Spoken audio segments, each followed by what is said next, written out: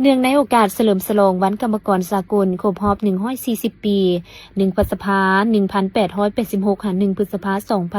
2026ในวันที่29 เมษายน 2026ท่านพงษ์ไสยศักดิ์ อินทาราทองรัฐมนตรีกระทรวงแรงงานและสวัสดิการสังคมพร้อมด้วยคณะได้ลงเยี่ยมยามสุขอยู่บรรดาหัวหน่วยแรงงานภายในนครหลวงเวียงจันทน์เพื่อติดตามสภาพการออกแรงงานและการให้กำลังใจแก่กรรมกรลาวในการลงเคลื่อนไหวครั้งนี้ท่านรองรัฐมนตรีพร้อมคณะได้เข้าเยี่ยมยามส่งหัวหน่วยแรงงานที่สำคัญคือ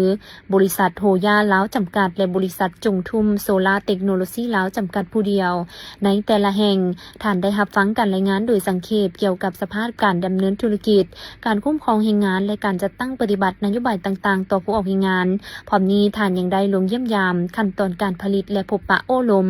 กับกรรมกรอย่างใกล้ชิดโอกาสที่มีความหมายความสำคัญนี้ท่านพงษ์ไสยศักดิ์ อินทาราได้กล่าวว่า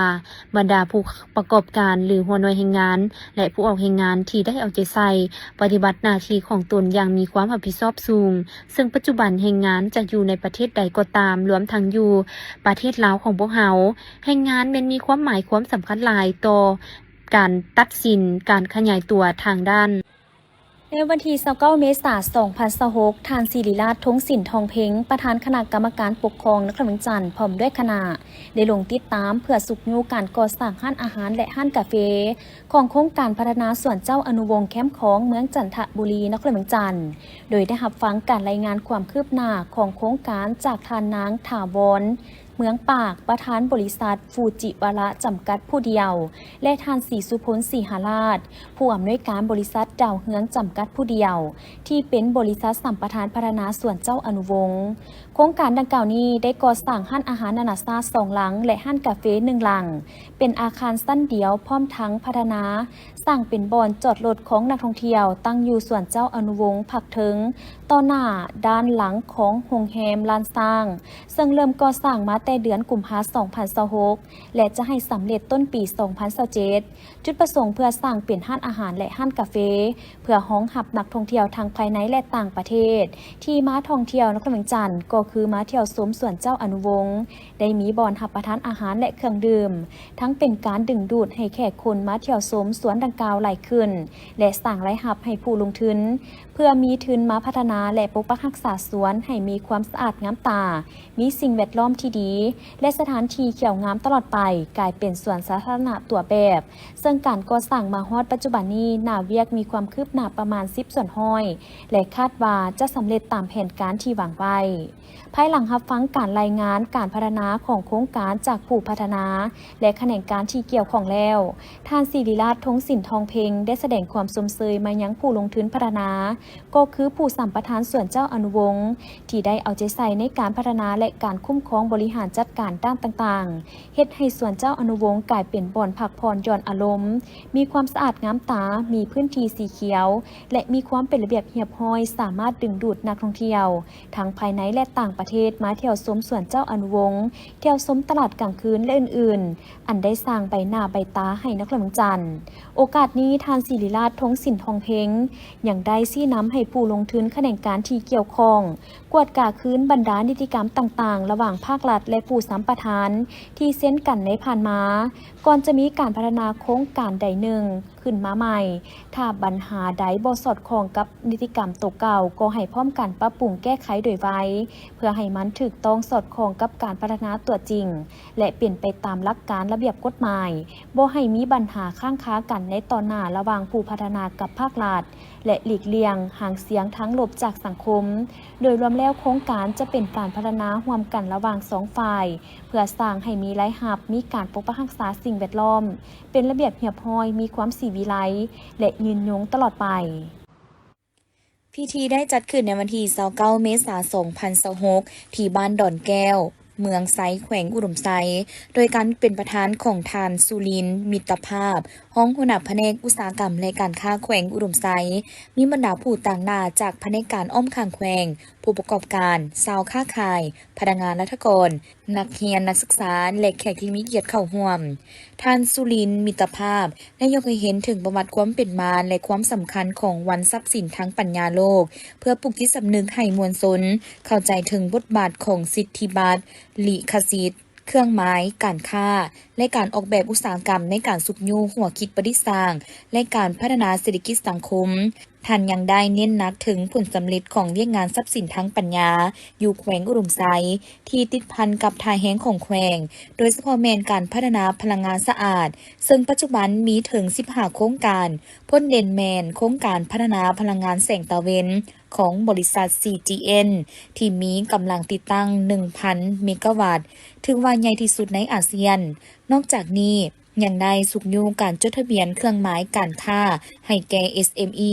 และการปกป้องถิ่นกำเนิดสินค้าเช่นสาอุดมไซหมากแนงและผลิตภัณฑ์หัตถกรรมต่างๆเพื่อสร้างมูลค่าเพิ่มให้แก่สินค้าท้องถิ่นพิธีเฉลิมฉลองในครั้งนี้ยังได้สร้างบรรยากาศที่ฟุดฟื้นด้วยกิจกรรมถามตอบวิทยาทานเกี่ยวกับความรู้ด้านทรัพย์สินทางปัญญา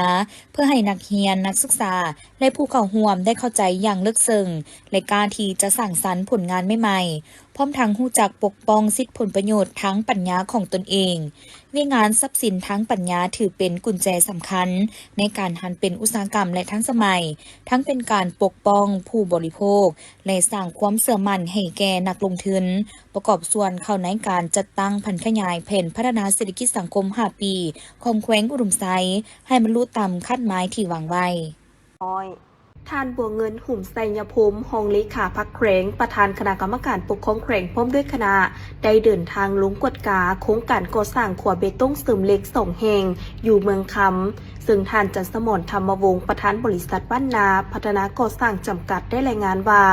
บริษัทได้เริ่มลงมือก่อสร้างขว2 แห่งมาแต่วันที่6 เมษายน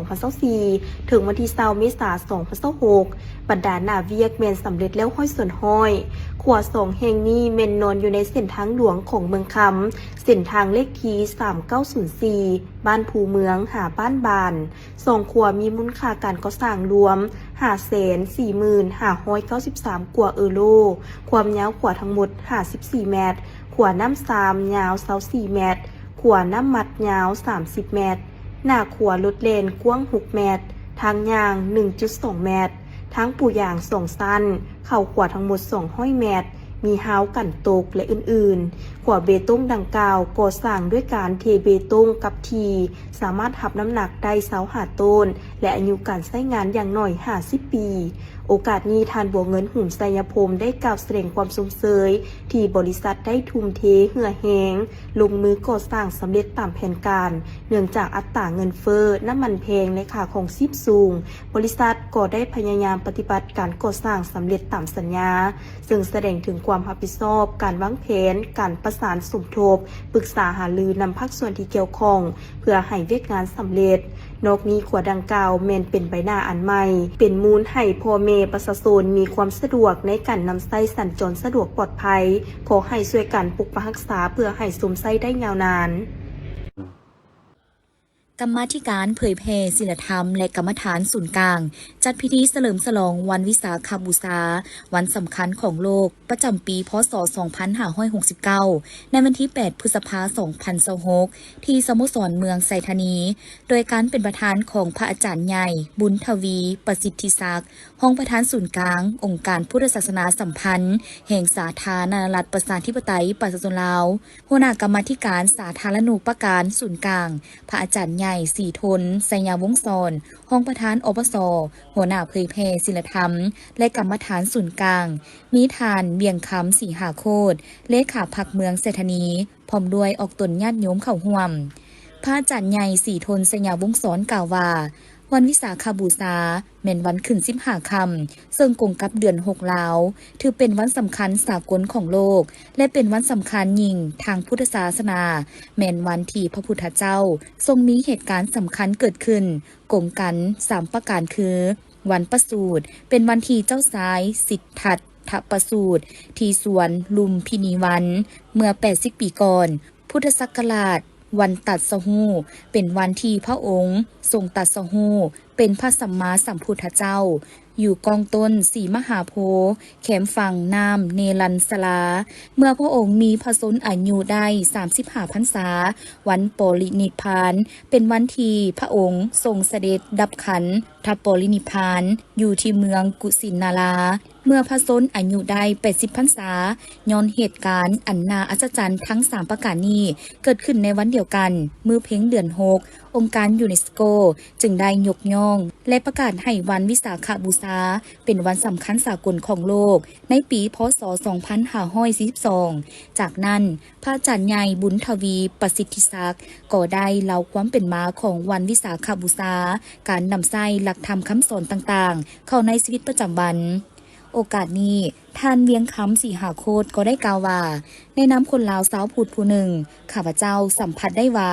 หลักธรรมคำสอนของพุทธศาสนาแม่นมุ่งเน้นสอนให้คนเฮาฮู้จักเคารพนับถือครูบาอาจารย์และผู้ที่มีพระคุณฮู้ตอบบุญแทนคุณด้วยการเฮ็ดความดีฮู้จักการให้ทานหรือแบ่งปันฮู้จักรักษาศีลมีระเบียบวินัยเคารพและปฏิบัติกฎหมายอย่างเข้มงวดปรับปรุงพัฒนาตนเองอยู่เสมอและสร้างความสามัคคีปรองดองในสังคม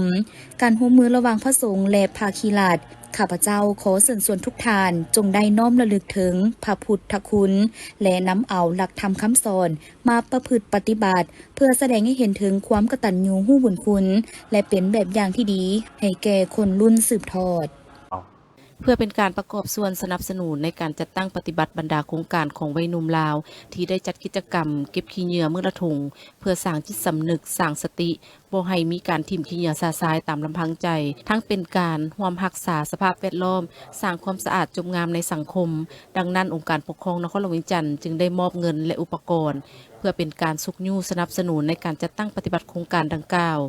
ซึ่งมีพิธีมอบหับในตอนบ่ายของวันที่ 7 พฤษภาคม 2026 อยู่ที่ห้องว่าการนครหลวงเวียงจันทน์โดยตั้งนามอบของทานศิริราชทงศิลป์ทองเพ็งประธานคณะกรรมการปกครองนครหลวงเวียงจันทน์และตั้งนาหับของทานนางเวียงสวรรค์วิระบังสอนประธานโครงการไทยบ้านพาเก็บพร้อมด้วยผู้ตั้งหน้าโครงการมื้อละถุงซึ่งมีภาคส่วนเกี่ยวข้องเข้าร่วมสำหรับการมอบในครั้งนี้รวมมูลค่า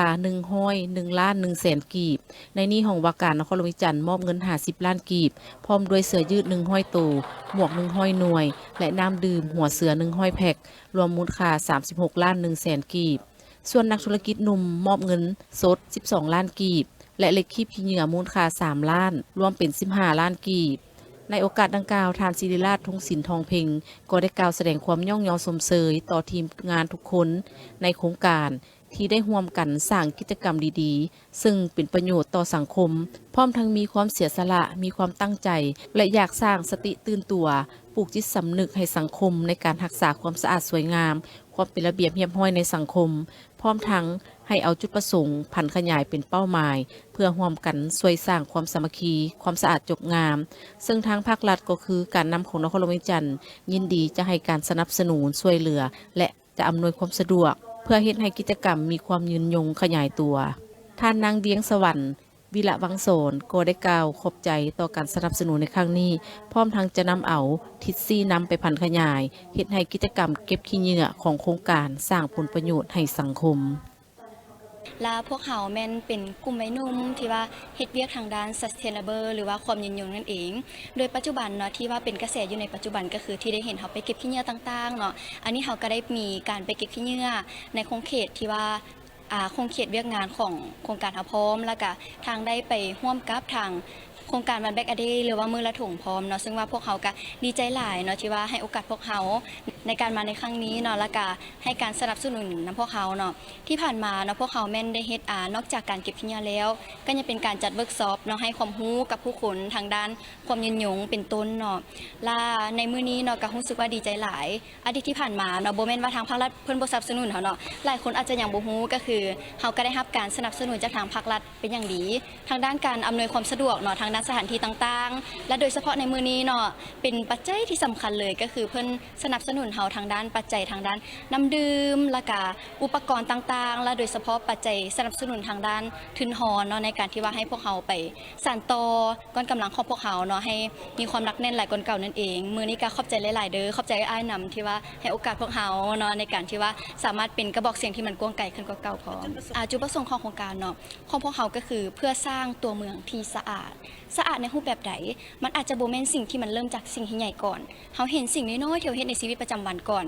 บางคนเนาะเขาเจ้าในนามที่น้องเองเนาะเป็นคนต่างแขวงเฮา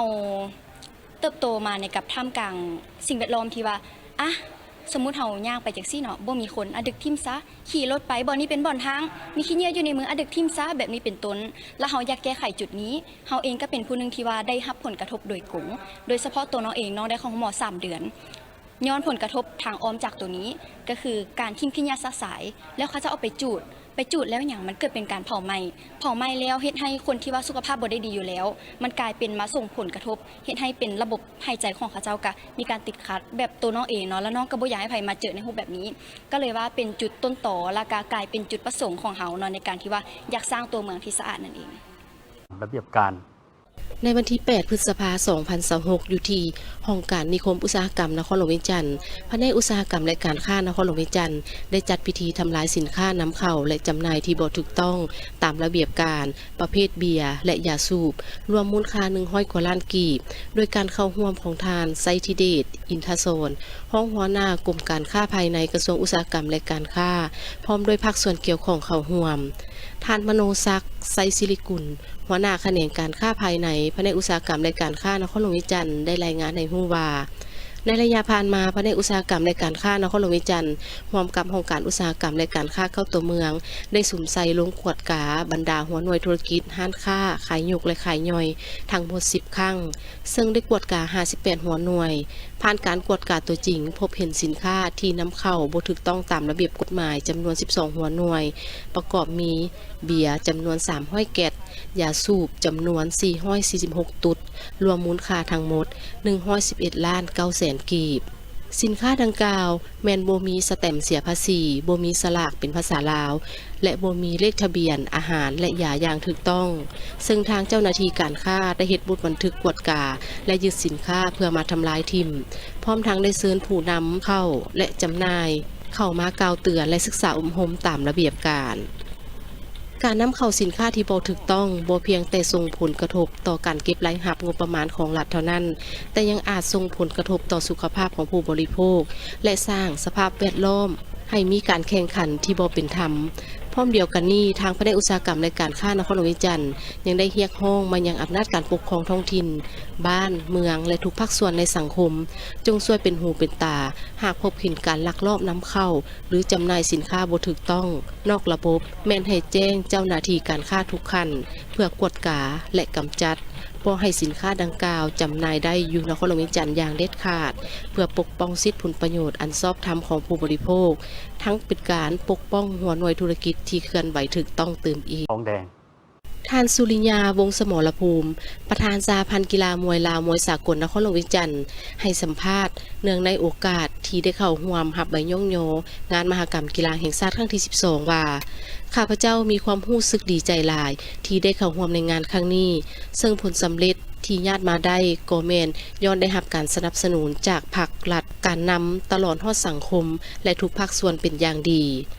ในการเข้าร่วมแข่งขันกีฬาดังกล่าวทางสหพันธ์แม้นได้ทุ่มเทเอาใจใส่อย่างเต็มที่เฮ็ดให้สามารถญาติได้ผลงานผลสำเร็จตามระดับเป้าหมายและเป็นที่น่าพึงพอใจสามารถญาติได้6 เหรียญคำและ8 เหรียญทองแดงสำหรับเป้าหมายในต่อหน้าทางสหพันธ์ยังได้มีการกาเกี่ยมความพร้อมโดยมีการปรึกษาหารือร่วมกันกับครูฝึกนักกีฬาและมีการฝึกซ้อมนักกีฬาอย่างเป็นประจำพร้อมด้วยการเข้าร่วมกับภาคส่วนต่างๆในการแข่งขันกีฬามวยเพื่อเป็นการแลกเปลี่ยนบทเรียนกับเพื่อนมิตรในกีฬามวยทั้งภายในและต่างประเทศเพื่อสร้างความพร้อมให้นักกีฬาและคัดเลือกนักกีฬาที่มีความสามารถเข้าร่วมในงานแข่งขันมหกรรมกีฬาแห่งชาติครั้งต่อไปที่แขวงจำปาสักอิงใส่ผลสำลิดการชี้นำพาของพรรครัฐบาลก็คือนครหลวงได้ให้การช่วยเหลือสหพันธ์พวกเขาอย่างใกล้ชิดดังนั้นสหพันธ์พวกเขาก็ได้เข้าร่วมกีฬาแห่งชาติและก็ได้ญาติเหรียญคำได้เนาะตามเป้าหมายคาดหมายที่วางไว้เนาะทิศทางแผนการในตัวหน้านี้สหพันธ์พวกเขาก็ได้กะเกี่ยมกีฬามวยดังกล่าวนี้เพื่อว่าไปแข่งขันกีฬาแห่งชาติในปี 2018 ที่จำปาสักเกมนั้นพวกเขาก็ได้มีทิศทางการฝึกซ้อมและก็ปรึกษาหารือกับบรรดาครูฝึกและบรรดาแลกเปลี่ยนบทเรียนกับเพื่อนมิตรอาเซียนเท่านี้แล้วก็เพื่อได้กะเกี่ยมเขาในการแข่งขัน เนาะสุดท้ายนี้ก็ขอบใจมายังบรรดาสปอนเซอร์และก็คือพ่อแม่ประชาชนบรรดาภาครัฐที่ให้ความสำคัญในการชี้นำพาเนาะให้กีฬาลาวเฮานี้กีฬามวยลาวนี่ก็คือเป็นกีฬามวยประจำชาติลาวเฮาเนาะแล้วก็คือมวยสากลแล้วก็กีฬาฟ้อนกีฬามวยฟ้อนเนาะดังนั้นขอฝากความหักแพงมายังบรรดาพ่อแม่ประชาชนบรรดาเผ่าทั่วประเทศผู้นำภาครัฐเนาะที่ได้ให้การสนับสนุนขอให้จงมีสุขภาพแข็งแรงสีนำพาเนาะพ่อแม่ประชาชนและก็วงการกีฬาเฮาก้าวไปสู่ภาคพื้นสากลท่านสุริยาวงศ์สมรภูมิยังได้กล่าวขอบใจมายังการนำภาครัฐและผู้อุปถัมภ์ที่ได้ให้การสุกยู่สนับสนุนสหพันธ์กีฬามวยลาวมวยสากลนครหลวงจันทร์ตลอดมาซึ่งเป็นการประกอบส่วนในการสร้างความเข้มแข็งและสร้างการพัฒนาวงการมวยลาวให้เทียบเท่าสากลพร้อมทั้งขอบใจมายังครูฝึกและนักกีฬาที่ได้เอาใจใส่ร่วมกันฝึกซ้อมและสร้างผลงานอันโดดเด่นย่านรางวัลที่มีเกียรติมาให้สหพันธ์ทางคณะจะสืบต่อพัฒนาสร้างนักกีฬาที่มีความสามารถและญาติได้ผลงานที่ยิ่งใหญ่กว่าเก่าของวันที่9 พฤษภาผ่านมาเมืองศรีโคตะบองได้สมทบกับคณะพักองค์การปกครองนครหลวงจันทร์และบรรดาข้าราชการต่างๆทั่วเมืองสร้างกระบวนการออกแห่งงานรวมเก็บเงี้ยขี้เหงื่ออยู่ตามเส้นทางสายหลักเพื่อเฮ็ดให้ตัวเมืองมีความสะอาดสวยงามและเป็นระเบียบเรียบร้อยโดยการเข้าร่วมของทานศิริราชทงศิลป์ทองเพ็งประธานคณะกรรมการปกครองนครหลวงจันทร์ในโอกาสนี้ท่านบุญมีไสยวงศ์ประธานคณะกรรมการปกครองเมืองศรีโคตะบองได้รายงานว่าปัจจุบันสภาพการทิ่มขี้เหงื่อสะทรายยังเป็นปัญหาที่ท้าทายโดยเฉพาะอยู่เส้นทางเบตงตัดใหม่เขตหนองบึกหาหนองบัวท้องเหนือจากการลงสำรวจตัวจริงพบเห็นจุดที่ประชาชนลักทิ่มขี้เหงื่อสะทรายคือเส้นทางดงนาทองหนองพญาวงเวียนบริษัทพงศัพท์ทวีพบเห็นจุดที่มีการลักทิ่มขี้เหงื่อถึง5 จุดเส้นทางแต่วงเวียนบริษัทพงศัพท์ทวีหนองพญาดงโดกพบจุดทิ่มขี้เหงื่อ2 จุดใหญ่ขี้เหงื่อส่วนหลายที่พบเห็นแม่นขี้เหงื่อจากครัวเรือนเศษวัสดุก่อสร้างและสิ่งเศษเหลืออื่นๆจังซั่นล่ะมื้อนี้ทางเมืองโคตะบองพวกเราก็ได้สมทบทางคณะพักองค์การปกครองนครหลวงจันทร์บรรดาคะแนนการทั่วเมืองโคตะบองได้สร้างกระบวนการเพื่อมากำจัดและเมี่ยนขี้เหงื่ออยู่ในเส้นทางสายหลักอยู่ในเมืองโคตะบองของเรานี้จังสะพานการสำรวจจุดที่ประชาชนทิ่มขี้เหงื่อสะทรายอยู่ในเส้นทางดังกล่าวนี้ถือว่าโดยเฉพาะเส้นทางดงนาทองหาหนองพญานี่ถือว่าวงเวียนพงทรัพย์นี่มีอยู่5 จุดที่ว่ามีประชาชนทิ่มขี้เหงื่อลงแล้วก็แต่วงเวียนพงทรัพย์ไปหาเส้นทางหนองพญาดงโดกนั้นว่ามีอยู่2 จุดใหญ่จังซั่นละมื้อนี้ล่ะพวกเฮาก็ได้เต้าโฮมเอากำลังพนักงานโดยเฉพาะกับทางประธานคณะกรรมการปกครองนครหลวงจันทร์ได้นำเอากำลังทางนครหลวงแล้วก็สมทบกับเมืองพวกเฮาได้มาแก้ไขกองขี้เหงื่ออยู่ในจำนวนจุดที่เสนอไปนั้นแล้วการแก้ไขดังกล่าวนี้เป็นเพียงแต่การแก้ไขในเบื้องต้นเพราะว่าใช้กำลังแรงงานคนของเฮาก็ถือว่าก็บ่สามารถจะแก้ไขได้เบิดเพราะเนื่องจากว่าขี้เหงื่อดังกล่าวมันเป็นขี้เหงื่อครัวเรือนขี้เหงื่อเศษก่อสร้างแล้วก็วัสดุอื่นๆที่ประชาชนมาทิ่มใส่เส้นทางดังกล่าวนี้จังซั่นในต่อหน้านี้เพื่อแก้ไขปัญหาดังกล่าวนี้ของเฮาก็ขอเรียกร้องมายังพ่อแม่ประชาชนชาวเมืองโคตะบองก็คือท่านคนเวียงจันทร์ที่ได้นำใช้เส้นทางดังกล่าวนี้ก็ให้เป็นหูเป็นตาเบิ่งเกี่ยวกับประชาชนหรือว่ากลุ่มคนบ่ดีที่ลักเอาขี้เหงื่อของตนเองมาทิ่มสะทรายตามถนนหนทางนี้อันนี้ก็สร้างภาพพจน์ความบ่จบงามให้แก่นครหลวงจันทร์นี่ก็ขอเรียกร้องนำพ่อแม่ประชาชนต้องเป็นหูเป็นตานํกันเห็นก็แม่นสามารถรายงานต่อเจ้าหน้าที่ของพวกเฮาการดำเนินการรายงานของเฮาก็จับถือว่าจักรักษาหั่นแหละถือว่าบ่ให้มีผลกระทบต่อประชาชนของเฮาผู้ที่มีจุดประสงค์หวังดีและเพื่อแก้ไขปัญหาดังกล่าวนี้ โอกาสนี้ท่านประธานคณะกรรมการปกครองเมืองยังได้เน้นหนักและเรียกร้องมายังพ่อแม่ประชาชนทุกสั้นคนให้ยุติการทิ่มขี้เหยื่อสะสายขอให้มีสติในการคุ้มครองขี้เหยื่อของตนเองและลดหาให้ลดเก็บขี้เหยื่อมาเก็บเงี้ยนตามกำหนดเวลาพร้อมนี้ก็ขอให้ช่วยเป็นหูเป็นตาถ้าหากพบเห็นบุคคลหรือกลุ่มคนที่ลักลอบนำขี้เหยื่อมาทิ่มสะสายตามเส้นทางขอให้รายงานต่อเจ้าหน้าที่ทันทีเพื่อดำเนินมาตรการตามระเบียบกฎหมายนักกีฬากระโต้จากนครหลวงวิจันทร์สร้างผลงานได้อย่างน่าประทับใจในงานมหกรรมกีฬาแห่งชาติครั้งที่ 12 ในระยะผ่านมาโดยสามารถยัดได้2เหรียญคำ4เหรียญเงินและ6เหรียญทองท่านนางสอยสุดาอินเมืองไซประธานสหพันธ์กีฬากระโต้นครหลวงวิจันทร์ได้ให้สัมภาษณ์ต่อสื่อมวลชนว่าในงานมหกรรมกีฬาแห่งชาติที่ผ่านมาทางสหพันธ์กระโต้ได้ส่งนักกีฬาเข้าร่วมทั้งหมด45ท่านและครูฝึก6ท่านผ่านการแข่งขันเห็นว่านักกีฬากระโต้จากนครหลวงวิจันทร์ได้สร้างผลงานอย่างน่าประทับใจและโดดเด่นซึ่งในนามประธานสหพันธ์กีฬากระโต้นครหลวงวิจันทร์รู้สึกประทับใจหลายและขอขอบใจคณะรับผิดชอบทุกภาคส่วนโดยเฉพาะแม่นครูฝึกและนักกีฬาที่สามารถยัดเหรียญคำมาได้รู้สึกว่าประทับใจงานมหกรรมกีฬาครั้งนี้แล้วก็ขอบใจคณะรับผิดชอบทุกภาคส่วนเนาะแล้วก็ขอบใจครูฝึกและนักกีฬาที่สามารถยัดเหรียญคำมาได้เนาะสำหรับกีฬากระโต้ของพวกเราได้เหรียญคำ2เหรียญคำแล้วก็4เหรียญเงินแล้วก็6เหรียญทองแดงถือว่าเราก็ประสบผลสำเร็จพอสมควรเจ้านักกีฬาเขาทั้งหมด45ท่านเนาะแล้วก็ครูฝึก6ท่านกีฬาของพวกเราก็เป็นกีฬากระโต้เนาะเป็นกีฬารวมหมู่หลังจากนี้เราก็จะประชุมหารือในคณะรับผิดชอบของพวกเราอีกครั้งหนึ่งเพื่อการเตรียมแผนในต่อหน้าของพวกเราว่าให้จังไรงานมหกรรมกีฬาครั้งต่อหน้าเขาสามารถยัดเหรียญคำมาให้ได้หลายกว่านี้เขาจะมีการวางแผนต่ออีกครั้งหนึ่งสำหรับมหกรรมกีฬายูแข่งกับประสักที่จะเป็นเจ้าภาพในอนาคตคิดว่าพวกเราจะต้องได้มีการวางแผนหลายพอสมควรเนาะเพราะว่าครั้งนี้เขาก็มีประสบการณ์เนาะแล้วก็เห็นงานอันนั้นจุดดีจุดแข็งและก็จุดอ่อนเขาก็เห็นแล้วแต่ว่าสำคัญแม่นักกีฬาและก็ช่วงระยะเวลาการฝึกซ้อมดังนั้นเราต้องได้มีการปรับปรุงและแก้ไขหลายด้านพอสมควรเพื่อเตรียมความพร้อม